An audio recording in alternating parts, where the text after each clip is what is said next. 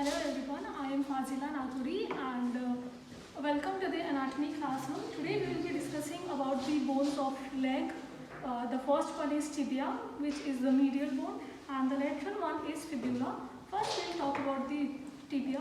So we will start from the superior surface. This is the articular surface where the medial condyle attaches, medial condyle of the femur attaches, and this one is the surface where the lateral condyle of the femur bone attaches, and from the on the anterior side the bony bump here you can see is called the tibial tuberosity, and coming downwards to it, this border is the anterior border, and it can be easily palpated because it is situated just below the skin, and will come to the posterior side, and here is the intercondylar eminence where the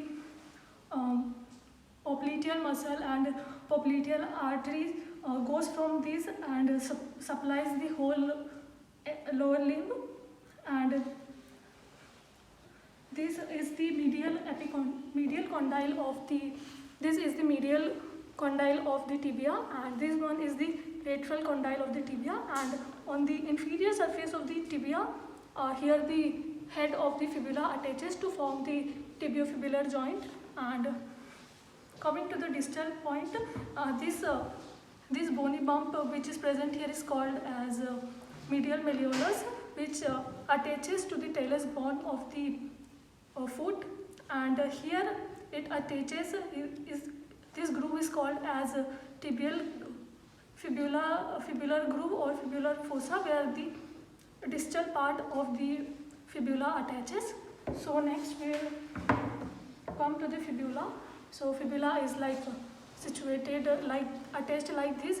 This is the head of fibula and attaches with the inferior surface of the lateral condyle of tibia, and this is called the interosseous border of the fibula, with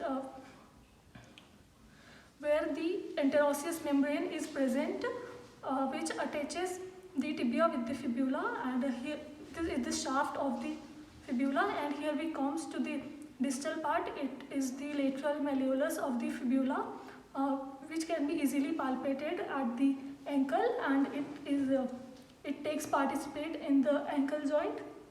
And that's all about these bones. And there are some ligaments which are present over here. Here the medial meniscus ligament is present for the formation of knee joint, and here the lateral meniscus ligament is present, and on this side we come to the lateral condyle.